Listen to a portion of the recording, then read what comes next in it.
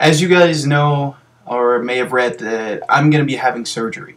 I just kind of wanted to explain it a little bit more. I'm not dying, I'm not sick or anything like that. It's completely cosmetic, but what I'm having done is kind of a point of embarrassment, I guess, on my end. So the way that I usually try and deal with things that I'm embarrassed about or things that I'm working on is to show everybody so that I really don't have anything to be embarrassed about. So basically, as you guys notice, I don't have any hair, right? And ever since I made the mistake of shaving my head bald last year, and it was again completely by accident, if you've noticed, I've never really been seen without it unless I'm taking a picture of myself or something like that. I always have a hat on. Even in my house here, I don't think my roommates rarely see me without a hat on.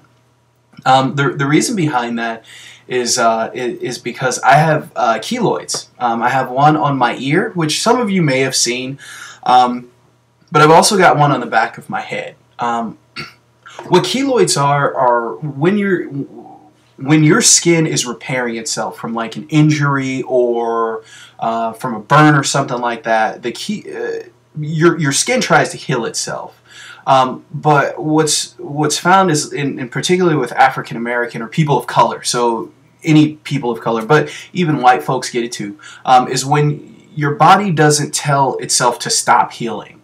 So instead of you just kind of having a regular scar that's smooth, or even one that's just like a little bump, instead it's a larger kind of growth of skin. So tomorrow, I'm going to have it surgically, both of them surgically removed. The first one that I have is going to be on my ear here, that's, I guess, been the one that's been the most apparent, just because everyone sees it. I think my glasses are glaring, so hey, new glasses, yay! Usually you can see it just fine. The one on my ear comes from, if you guys have known me for a few years now, before I started stretching my ears, I actually used to have two hoops. So I had hoops down here and a hoop up here, both sides.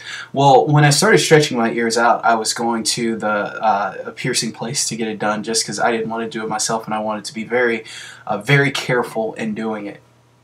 I guess the day that I went, the gentleman that stretched my ears that day was, I guess, in a hurry, because he just kind of forced it through.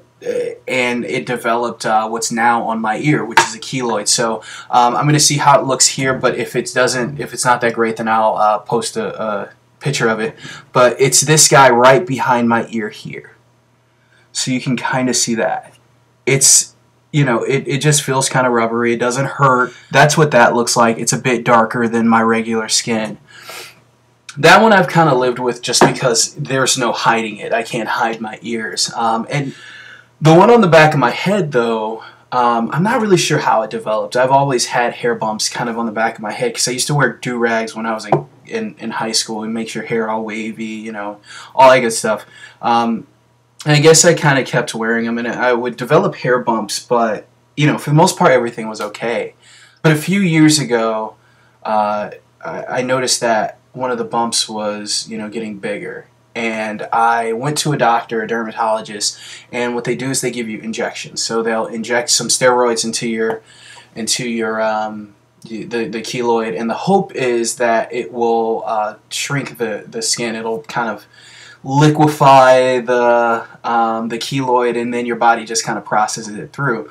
Well, it worked a little bit, but then another keloid developed right underneath it, and it's the one that's the biggest one that I've had, and that one's on the back of my head. So when I started growing my hair out, it wasn't that big. You could see it when my hair was short, but it wasn't really large. But I grew my hair out, and you guys remember with the big afro. I guess I just never really noticed how big it was, or how big it was growing to be. I stopped having treatments on it, so kind of unbeknownst to me, it started growing more and more. And so when that fateful day came and I shaved all my hair off by mistake, I had bought a hat just in case I didn't like the way it looked. But yeah, I saw the back of my head and I was just kind of like, I can't walk around without a hat on. I liked having the bald head, and I keep shaving it, and this is how short it usually is, but I just was very much embarrassed of it. So what I'm going to do is just turn around and kind of show you what it looks like. So here it is. So that's the back of my head, and that's the keloid that's resulted. So so that's kind of what I've been hiding, I guess, from everybody. Tomorrow I am getting a laser treatment. So these things are really hard to treat because when you cut a keloid off, your body tries to heal itself again. And in most cases, it's going to keep trying to heal itself, which is what forms the keloid itself. What I'm getting done is called, it's going to be CO2 Laser Removal. So what they're going to do is pretty much just take a laser and cut it off of my head. It used to be that you would use like a scalpel or something like that, and they found that the regrowth rate was a lot higher with, you know, just cutting it clean off. So what I'm going to be doing is getting the laser treatments, as well as I probably every month I'll go back and get the steroid injections so that it stays smooth. So they're going to cut most of the keloid off. They're going to leave a little bit left over because the doctor said if they cut into my skin, you know, it'll start regenerating itself, but it could go ahead and reform the keloid. So what they're going to do is cut it off, but leave some of it left over, and then try and shrink the rest of it with the injections. There's still a chance that it could grow back after they've done the laser treatment. And you know, right now I'm just kind of hoping for the best. I like not wearing a hat. It would be kind of nice, you know, because I'm wearing a hat, I'm starting to break out on my forehead because I constantly have it on.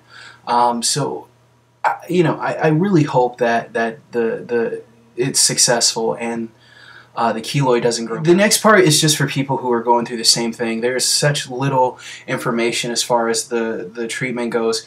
I'll know more about it tomorrow when I actually go through it, but the surgery for me is going to cost me about $1,500, so $1,550. I'm not saying that because, you know, I want sympathy or anything like that. It's not that. It's just that when I remember when I was trying to search for this, you know, their prices, I couldn't find anything on prices because this isn't a very common surgery. It's $15 because they're technically 3.